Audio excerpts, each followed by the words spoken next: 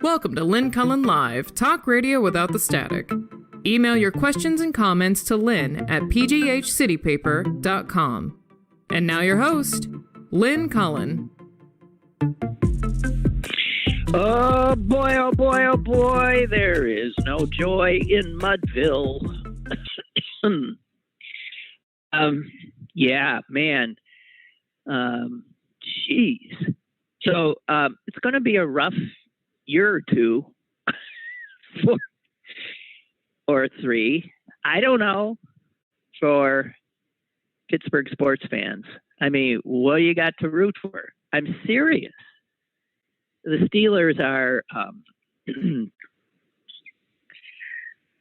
they're in huge trouble, obviously, and it's rebuilding time.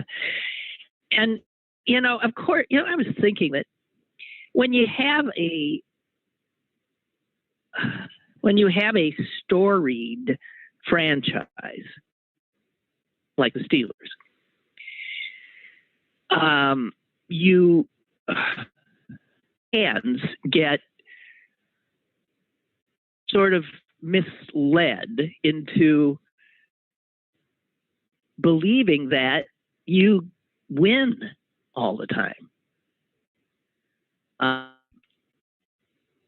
Most teams and most fans, and they sit down to look at a Sunday football game, they really don't have a clue whether their team will win or lose, because they do both pretty much. You know, it's a 50-50. But when you're the Steelers or a Steelers fan, there's a certain expectation, which is actually not based in any kind of reality, because of course nobody gets to stay on top all the time. Nobody gets to win all the time. Although, I don't know, some people, like Tom Brady, seem to get a pass. But it's interesting that I think it's harder for fans of a team that has had a storied history of being a winner. It's much harder to adjust to, and I couldn't watch after a while. I couldn't. It was unbearable. And as you know, I'm conflicted because I'm a shareholder of the Green Bay Packers, and a 40-year fan of the Pittsburgh. So that was a game. Every time I looked up, I just so much cognitive dissonance. It was a joke. I root for both those teams. Those are my teams.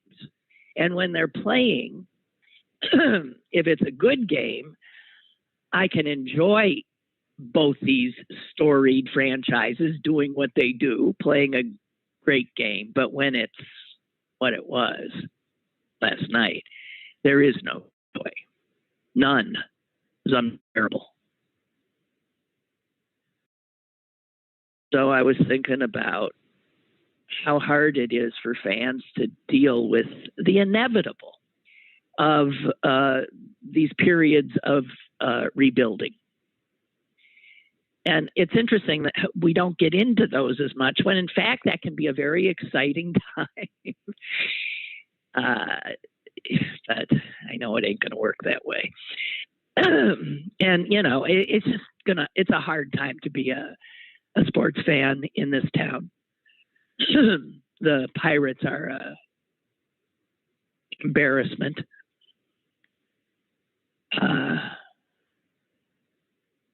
I don't know. It's going to be rough, and it's too bad, because in these times when we've all got so much on our plates, a lot of stress, they're having, you know, a pleasurable distraction is a real gift.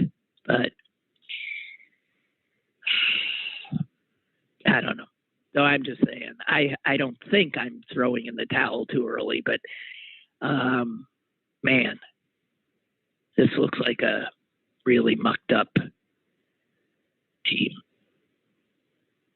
Anyway, there was that.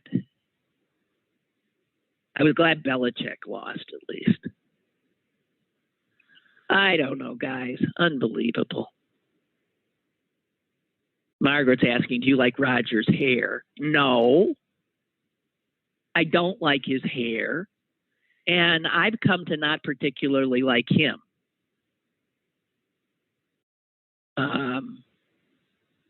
I don't like him. There's something, I mean, I tip my hat to his athletic prowess, but there's something about him as a person that I don't think I like. I really just don't. Sorry. And there's that. Ay.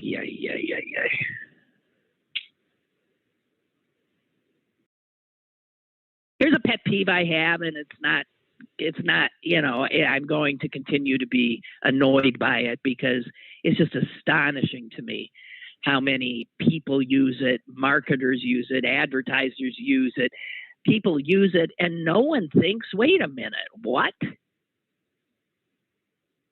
I heard it just earlier this morning.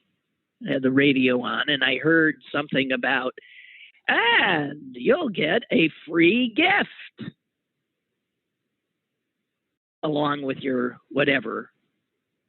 A free gift. Now, you ask, I mean, please, somebody tell me. If you have to pay for a gift, it's not a gift. So a free gift is a ludicrous juxtaposition of words. A gift by its nature is free. Although, of course, they can come with strings attached, but not to get into that. A free gift. And obviously it's used, even though it's absurd, because it underscores, it gives you two things that you want. You want a gift and you want something free. So it probably fires up all the right neurons in your brain's chemistry. A free gift. Jesus, God. It's awful when you get annoyed at such seemingly inconsequential things. But I do. Oh, God, I'm sorry, guys.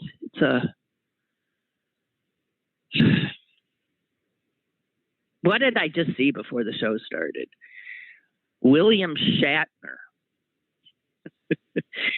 William Shatner, Star Trek, Captain Kirk, is apparently going into space. Literally. He's going off on one of Bezos's space flights in a little over a week. October 12th, William Shatner will become the oldest person ever to be in space. He just doesn't look healthy enough to do it. He's 90. I mean, I'll tip my hat to him for having the courage to do it, but geez. Just saying, it's just more American entertainment stupidity. And when I saw last night that gorgeous isn't the right word, that glorious is closer, eagle, that bird, Kodiak, who'd escaped his prison cell, had been captured and was back in his cell I mean, I know I was supposed to feel relief, right? I was supposed to feel relief. Oh, God. Because there was obvious concern about his ability to make it. But I felt sorrow, too. Such sadness. This glorious being had finally known freedom. He was born in captivity. He'd never in his life been able to go where he wanted, to fly a little bit here and there. And he wasn't where he would have been if he were in his natural, I mean, a city is not the natural habitat. So he wasn't equipped to make it. And yet, I wish we could ask him, would you rather have stayed out there? Maybe you won't live as long, but would you rather actually hunt? Not be spoon-fed? Would you like to sit in high trees and over the rivers? Broke my heart. Broke my heart. It wasn't enough. The Steelers lose in that humiliating fashion, and then I come across that he was caught, captured, and oh, the joy. Thank God, thank God. I understand, but I have to tell you, in a zoo in a long, long time. And I can't stand these glorious animals behind bars. And I understand as well that there's a purpose served. But dear God, listen, by the time that's humans, get done with them, they're usually not in a better place, right? We'll pave over their places that they want to live and need to live. They'll steal their food supply. And then when they start declining because there's no place for them to live as they were intended to live, we'll scarf up some of the survivors and stick them in cages so that we can look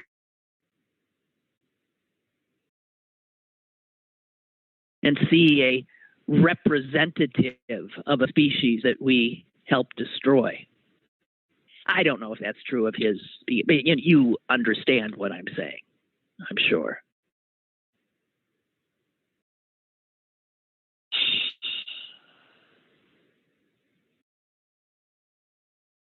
Hey, Bree suggesting that we bring Aaron Rodgers to Pittsburgh. He doesn't want to come to Pittsburgh. I get the impression that he wants a big stage. Being as good as he is, but being stuck in the tiniest media market in professional sports. You don't get the kind of celebrity that he probably feels that he should. I mean, he's got the Hollywood fiance. He's certainly very well known. I would think he'd appreciate being in Green Bay, where, it's just a little town. Hey, did you see that Mick Jagger? Are they playing here, tomorrow? Did you see Mick Jagger walked into some little bar in somewhere in South Carolina, North Carolina? And there's a picture of him just sort of standing there by himself, nursing a beer, I think. And no one recognized him. And somebody said to me, well, yeah, because you don't expect Mick Jagger's going to be in your neighborhood bar. So you just, even though you see him, you say, well, a guy sort of looks like him, but he can't be. But then you have to figure that the Stones were there because they're doing their tour. So it would have been known that, in fact, he was around. Wouldn't you have recognized him?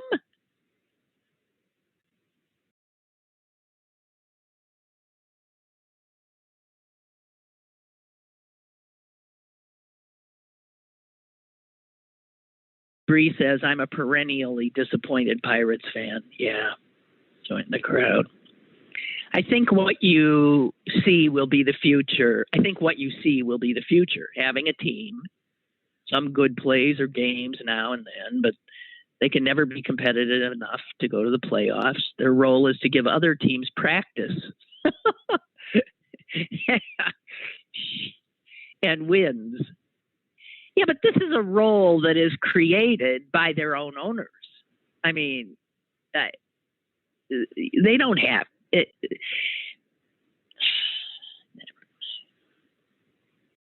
Well, Bree says it's etched in stone. Once you accept this, then it makes the pain a little less. Oh, that they just won't win. Just enjoy the occasional good game. For me, I only watch highlights from games we win. So in my mind, the Pirates are winning a lot. Well, yeah, it is when you have that more, realistically based fan mindset. It is better because the highs ain't as high, the lows ain't as low, and it's whatever. It makes more sense.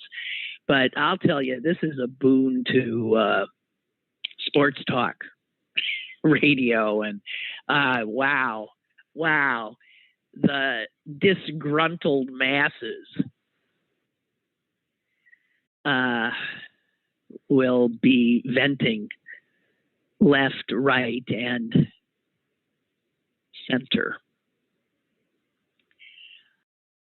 Well, here was something in sports that I found interesting and was surprised because what do I know? So there are girls playing on high school football teams? I didn't really realize that. I'm glad to hear it. A girl named Lily Wassman scored a touchdown this weekend for her team, Southmoreland High. And that is the first time a female has scored a touchdown in WPIAL football history. So I'm just saying that's pretty cool. She's a junior. She's 5'2". How? I'm sorry, but geez, she's obviously gutsy too. She's 5'2". And they wanted her to get the touchdown. They were right there on the 1 yard line, and the coach said, give it to Lily, let her go in. On the third try, she got in. And man, did she get piled on. She's quoted as saying, it didn't really hurt, but it does now. I have a couple of bruises, but it's okay. I don't mind getting hit. So there you got it. 1 yard, touchdown, and WPIAL history. I don't know where Southmoreland High is, but it must be in Western Pennsylvania. So that's cool, I guess. Oh, I've got, and I have to heads up, and I'll ask my producer to let me know if it gets to the point where it's a problem. But, you know, I live in the city, so I live very close to my neighbor. And my neighbor, in fact, is just feet away from me. Our houses are just feet apart. And my neighbor is doing extensive reconstruction on their house. And right now they're working literally on the other side of the wall I'm looking at. They're just a few feet away and they're banging and sawing and drilling and staple gunning. And in as much as that bleeds over into the show, I'm sorry. If it gets too bad, I'll have to just pick up and go somewhere. I don't know where. The other part of the house. Oh, God. Guys, I'm sorry. I keep groaning in your ear, and I don't mean to. I don't mean to.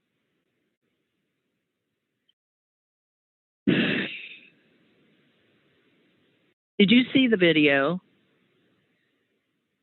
of a U.S. senator being hounded as she goes into a public restroom and goes into a stall and shuts the door? And the video continues with a young woman talking to her, not screaming at her. I found it interesting. The whole thing, these students, there were two of them. There was a boy at first, and then when Sinema ducked into the bathroom, the girl took over and went in. And I saw all over the internet, disgraceful, outrageous. It's come to this. We've lost all civility. And I have to admit, I'd probably be saying the same if it weren't Sinema. But because it is, I don't give a damn. I have grown to despise this narcissistic wit.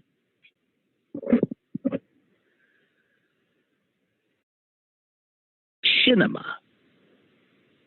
No, they weren't screaming at her. The girl was being she was saying, I knocked on doors for you.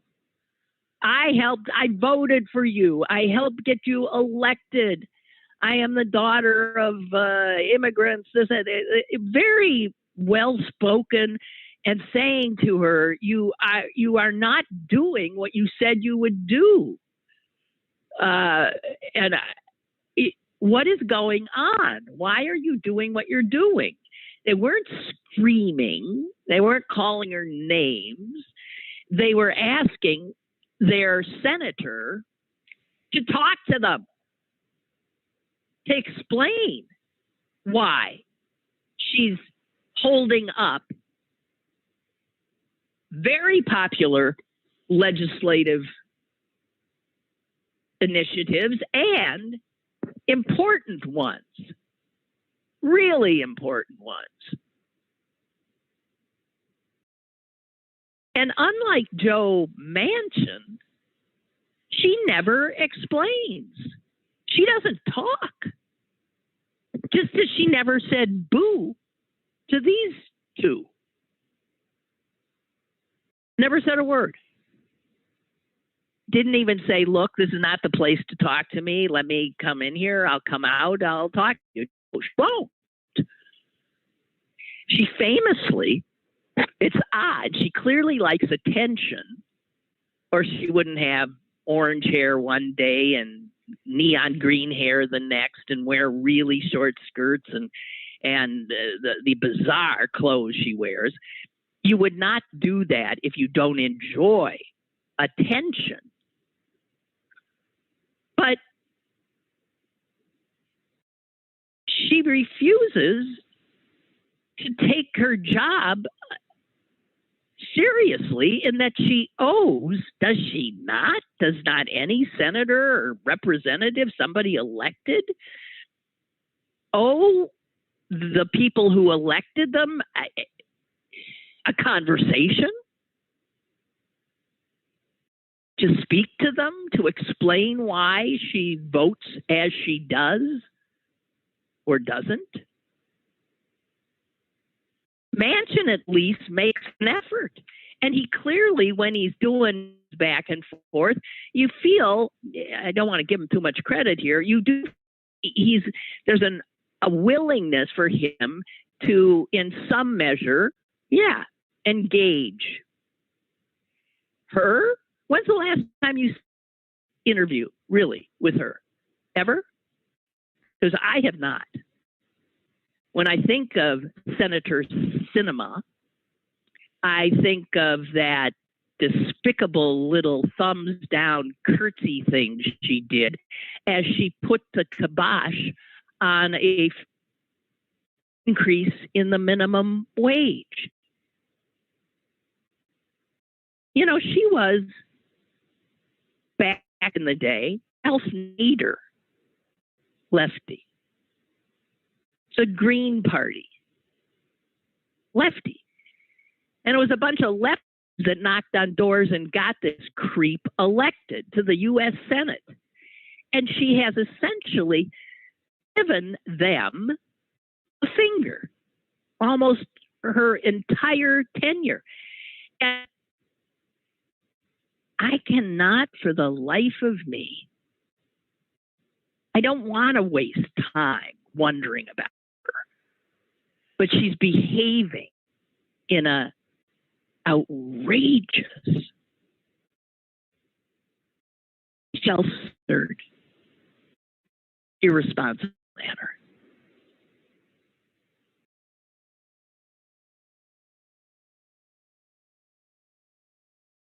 Maureen Dowd pointed out that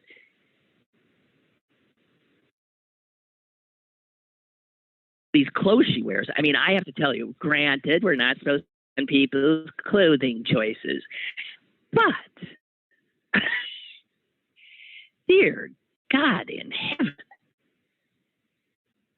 she at one point ended up presiding over the Senate. Now, you know that's senators take, it's not like the vice president is there all the time to do it. So she was actually up on the big podium and sitting in the big chair, and she was presiding over the Senate. She knew she would be presiding over the Senate. And on that, she chose to wear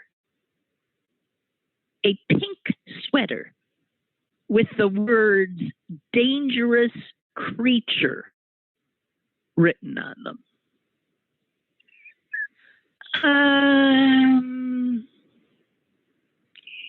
It suggests a lack of seriousness.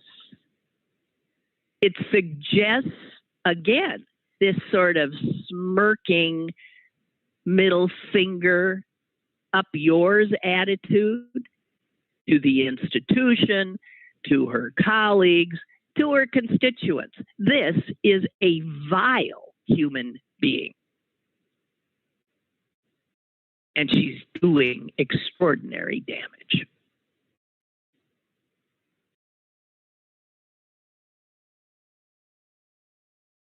And Maureen Dowd asked questions. She won't answer questions like, why are you doing this? Why are you obstructing your own party, your own president? Consequential time.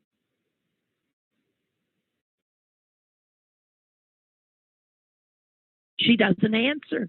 She does not do interviews. She does not answer questions. She doesn't explain why she's opposed. She doesn't suggest what would make her get on board.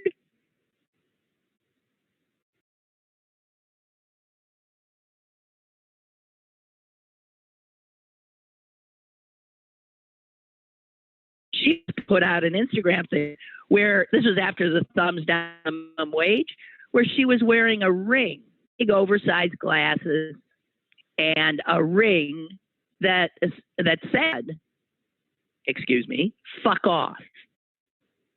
So there it is.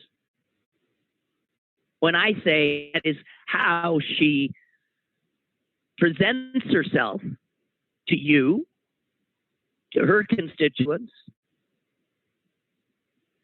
that's what it is. Fuck off. You know, it's one thing for a first lady who really doesn't have any power to wear clothing that makes statements. I don't really care. It's another thing for somebody who has been in office.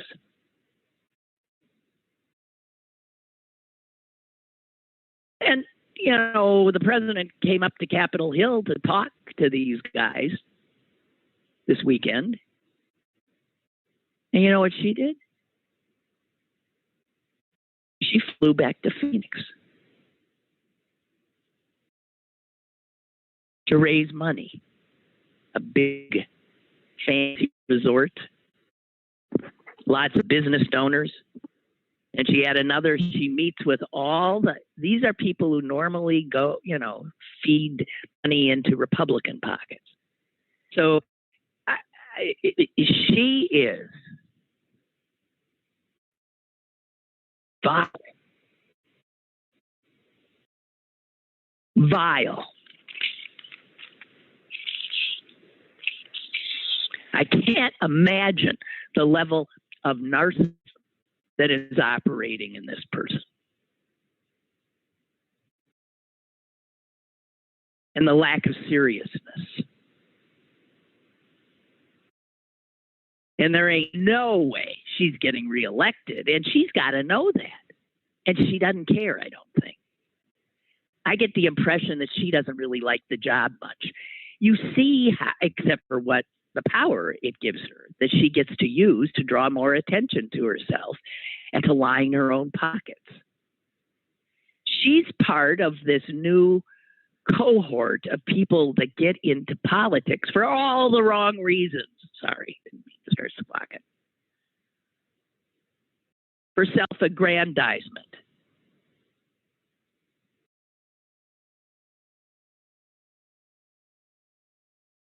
I just, my contempt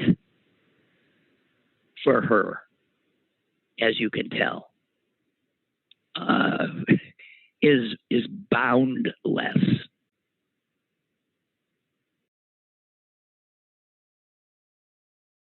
I have a caller.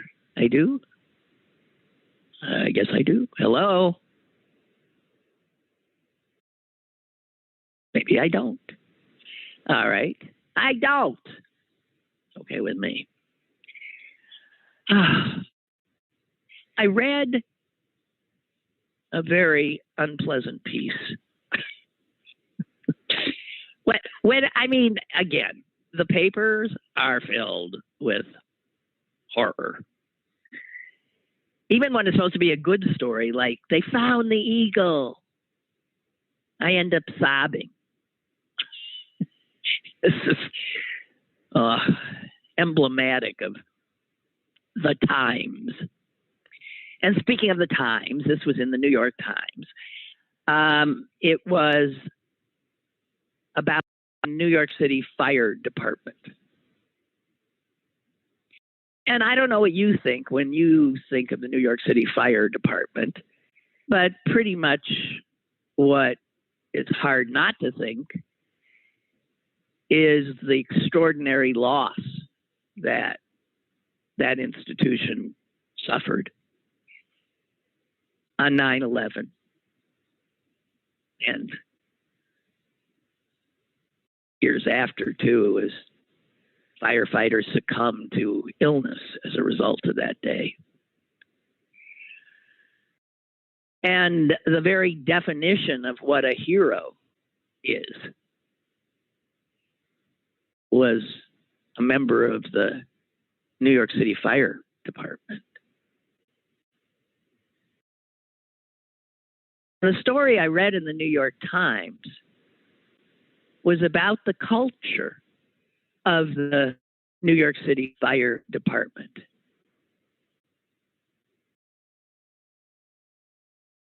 And that culture is hateful. It says right here, even leaders of the department acknowledge that the New York City Fire Department has tolerated racism, sexism, and harassment and have done little to corral it. Okay, so there are two realities.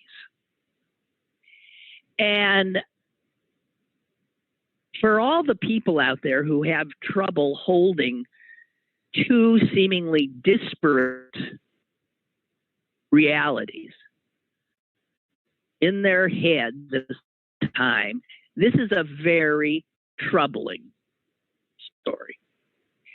How can those brave men who sacrifice themselves, men and women, to sacrifice themselves to save others on that horrific day? Also, and if I start telling you some of the things that have been cataloged about some of these heroes do in their and have said in their spare time, it's sickening.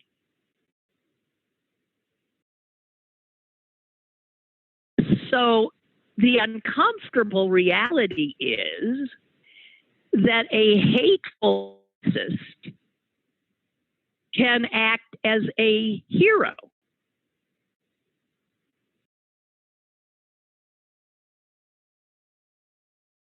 And that screws people's heads up, because once somebody is categorized as a hero, then we imbue them with saint-like qualities.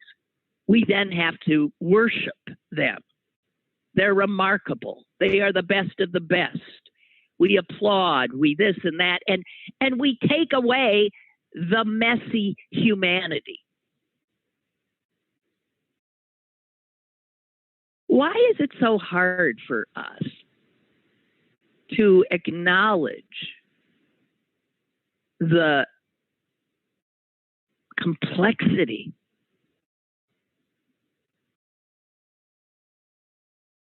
of a human being?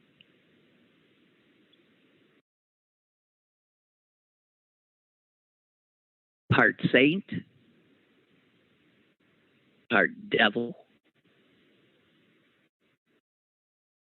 someone who will risk their own life to help a stranger. But when they return to the quiet of their own home or their own firehouse, they're filled with a kind of insane hatred.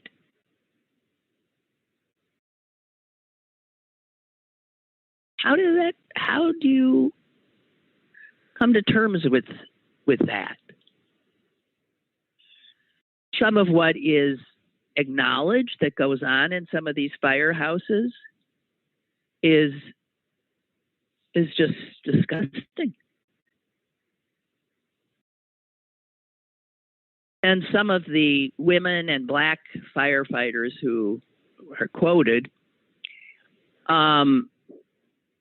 also will say that when they're on the job, in other words, there's a fire, they go out and they're heading into buildings, all of this kind of animus does disappear. The job gets done. So these racist firefighters will, on the job, risk their lives to save a black person trapped.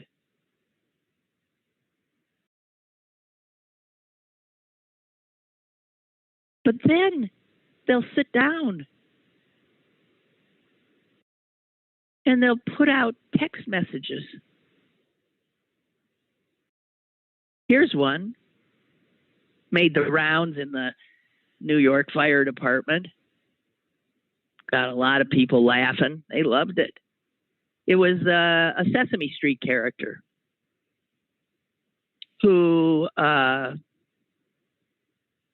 becomes a pastor and says, you don't have to pay me. You don't have to pay me because being able to legally shoot black children is payment enough. This is funny to them.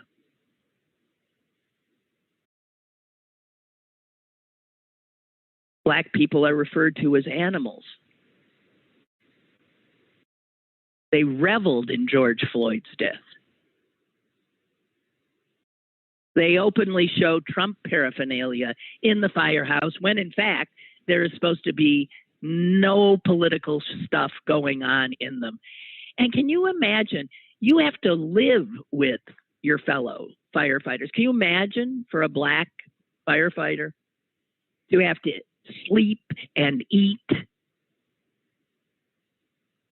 and spend 24-hour shifts with people that you know? Feel this way about you and yours.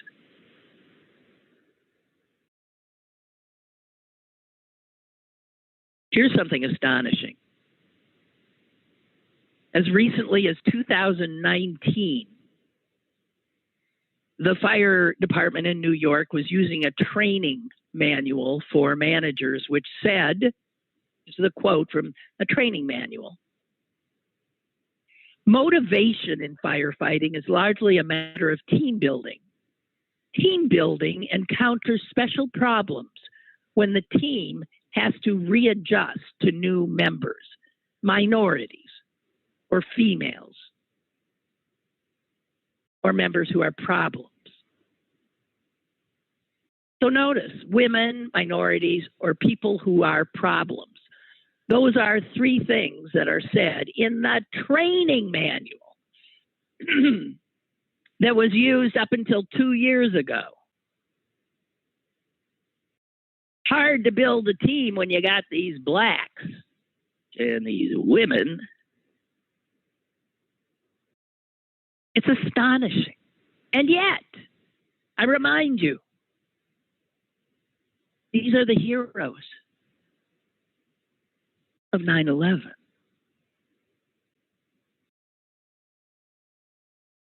And we gotta be able to own that.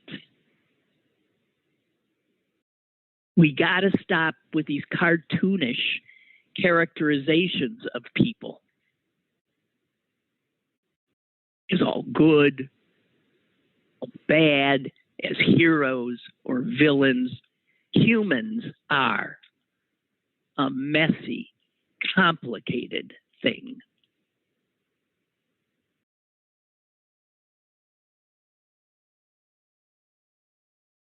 And the mayor of New York is trying to ferret out all of the traitors to this country that are in the police department there. And in police departments all over the country. He has said that if you are a member of the Oath Keepers or similar organizations that do not recognize the sovereignty of the U.S. government or of other democratically elected governmental institutions, which is what the Oath Keepers don't do, well, then he said, you can't be a cop.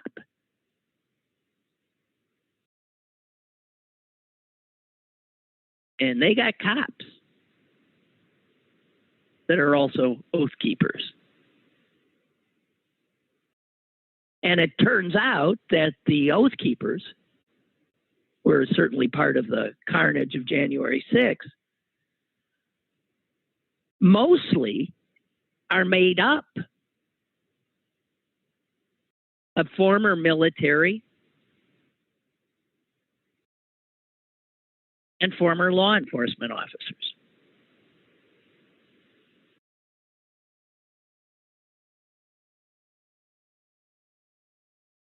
Heroes.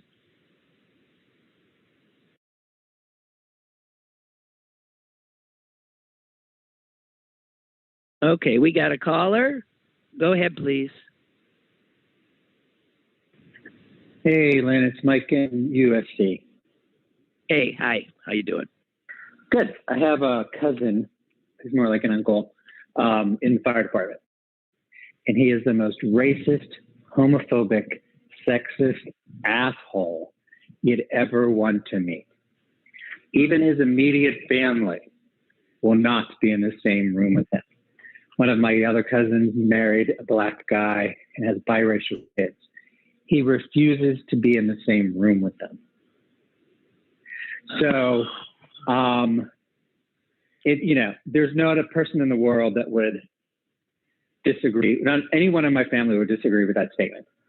But he was not just a fireman. He made it to fire chief. And he had so many sexual harassment cases against him. He's been in the paper and everything. That they had to get rid of him, but of course he still has his pension. So anybody who believes that cartoonish ridiculousness has never met many firemen or policemen. And I also have family members who are policemen and other firemen who are lovely. And I know aren't any of those things. Yeah. But they allow this guy advance, and they allow him to be a part of their culture. So gotta say, Yeah. Yeah. Well, it's true. And that's what this article about the fire department in New York was about that culture. And that culture is like one of those things that you cannot, it is ossified. It is so hard to break it up. So when I worked for the oddly shaped building, they wanted me to teach a class called acculturation, which isn't even a word, but they were trying to change the culture in their little environment. And as I'm designing this class and meeting with these people, that's impossible. It is impossible to do that. Maybe over time, those people leaving and better people coming in would change the culture. But in my experience, if you're in a bad culture, there are no amount of lawsuits that are going to change that. And managers don't want to change. The people that get promoted to management are the people who could have been good at their previous job or were so bad at their previous job that they promoted them to get rid of them. So I don't know. Well, I don't know either. And I don't know. As I said, I don't know. But it's fascinating, though, that these are the heroes of 9/11 as well. Right? Right. But the reason that they're heroes, and this isn't to denigrate all of them, but I know my cousin, and I won't say his name.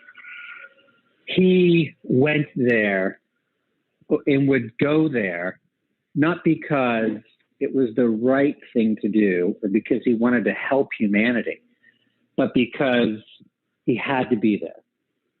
He would have much rather been at Heinz Hall making sure that a candle on stage didn't burn down, or much rather sitting there watching fireworks to make sure, it went off.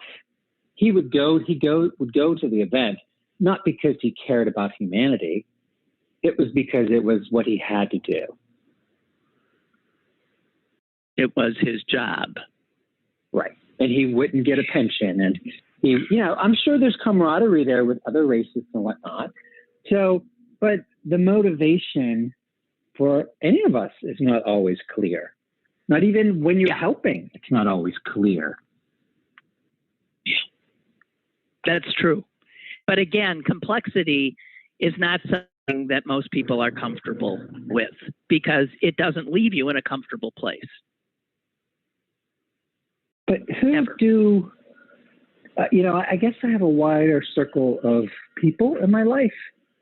A cousin who is a fireman, fire chief who's a complete racist, homophobic, sexist asshole. And, And then I have other firemen who are nice, and a cop friend who's cool, another cop friend who I wouldn't trust alone with my child. I have like this wild range of people in my life. Mm-hmm. Do other people not? Or do they just shut their mind off to their next door neighbor who's a cop and a jerk, or their next door neighbor who's a doctor and an egotist? Am I the only one that has wide range of people in my life? Well, probably not, although we do, as they say, silo, right? We stay with people who aren't going to ask uncomfortable questions like that, right? Those are people. We hang with people who allow us to be comfortable. Don't you think? Yeah, but I don't hang with my cousin Paul, I don't hang with my cousin, but I know what he is. I don't have to hang with a surgeon to know, oh boy, are they egotists usually. I don't have to hang with them to know the reality of what the world is. Yeah. But if I was having a heart attack, I would want that surgeon in the room with me at the time. Yeah, so, exactly right. Exactly. Or when I was traveling for a living, I said to my cousin, what should I know? He said, never stay in a hotel above the 5th floor because we can't get to you. So it says in all of my hotel profiles, prefers under 5th floor.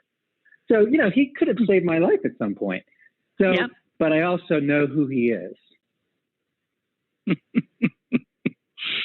Well, God.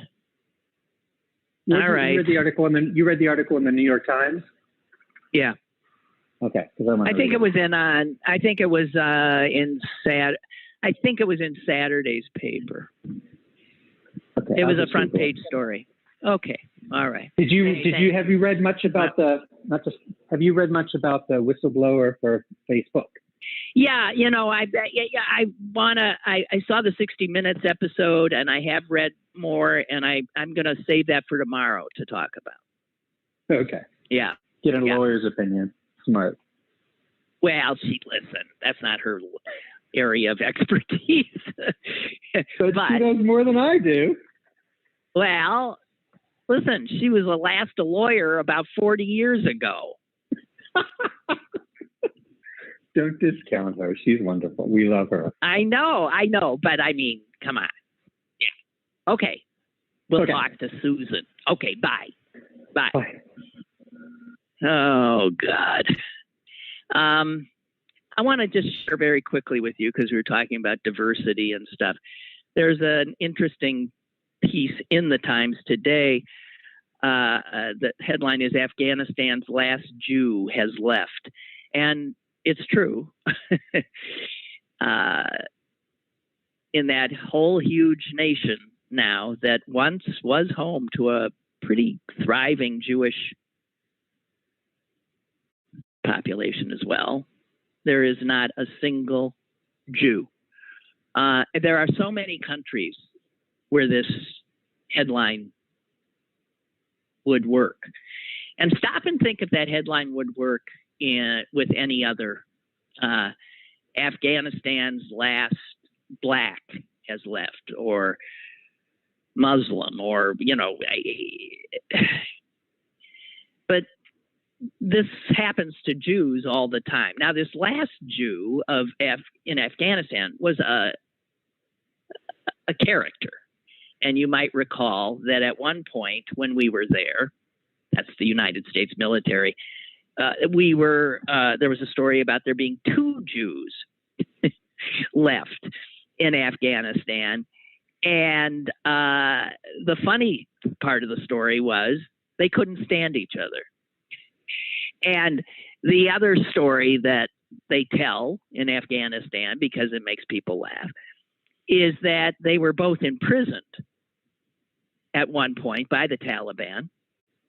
And their endless bickering made the jailers go so crazy that they let them go. Well, I don't know if that's an apocryphal tale. It's funny. And then one of the 2 last Jews died and left this one who just left just got himself out.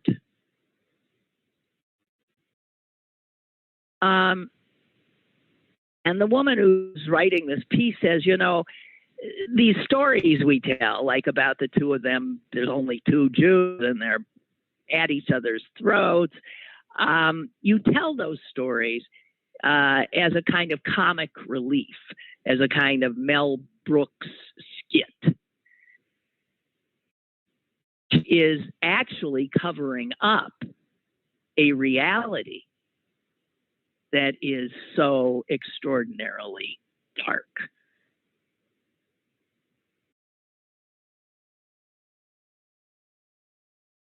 This is, as I said, last Jew stories that you can write in a ton of places. Libya. Libya used to have a huge Jewish population, and the Tripoli was 1/4 Jewish in 1941. Pretty consequential year. 1941. 1/4 of the population of Tripoli was Jewish. How many Jews are in Tripoli now? Right. None. There are none. Muammar Gaddafi threw him out. One Jew came back trying to save the synagogue there, but he had to flee for his life. Syria, home to one of the largest Jewish populations for millennia. Not a single Jew.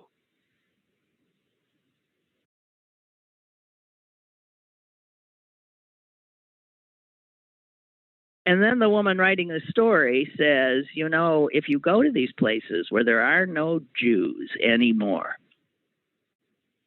you will find that the people who threw them out, who ran them out, now speak of them almost nostalgically. They tell stories about Jews that make them feel better about themselves. It's a kind of self-righteous memory keeping, because it's just so much easier remembering them fondly than living with them. So she writes, places around the world, now largely devoid of Jews, have come to think fondly of the dead Jews who once shared their streets. And in fact, an entire industry has emerged to encourage tourism to these places where these now long gone and dead Jews used to be.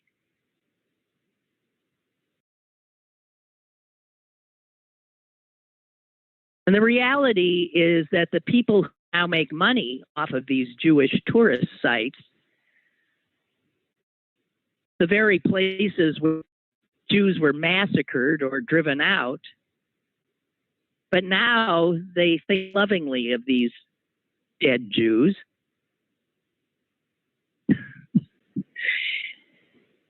Because they bring Jewish tourists and their Jewish money.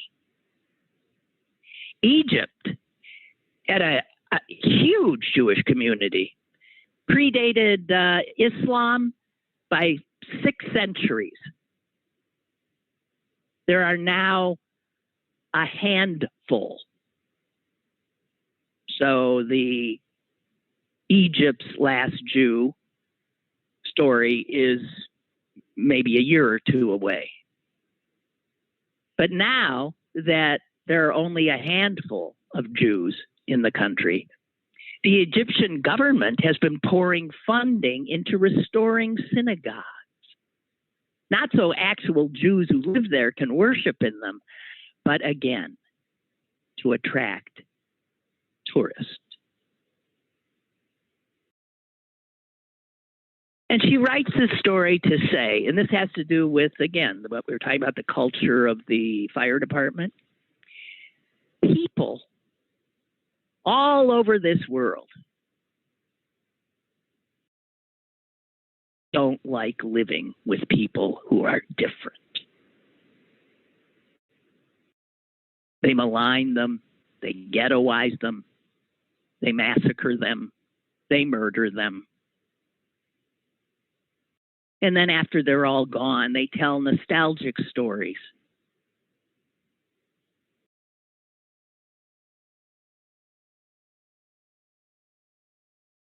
When this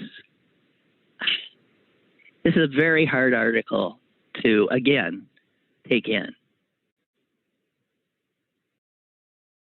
And she points out that in this country, American diversity is impressive on paper, but in reality, we generally don't live together.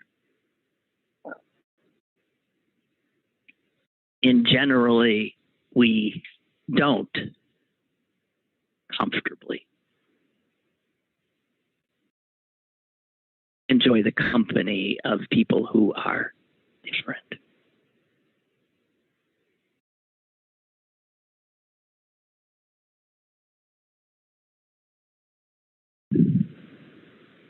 So, how's that for depressing? I don't know. It's just reality. Just reality. Okay, that's it for me. I'm going to go take a double dose of my antidepressant. And Susan will be here tomorrow. And yeah, I want to talk about the Facebook stuff and some other stuff as well. Okay, got lots of stuff. And I'll try to lighten it up. Have a good one. Bye. Lynn Cullen Live, Monday through Thursday from 10 a.m. to 11 a.m. and archived at pghcitypaper.com. The opinions expressed on Lynn Cullen Live are those of the host and do not necessarily reflect the viewpoints of Pittsburgh City Paper or its advertisers.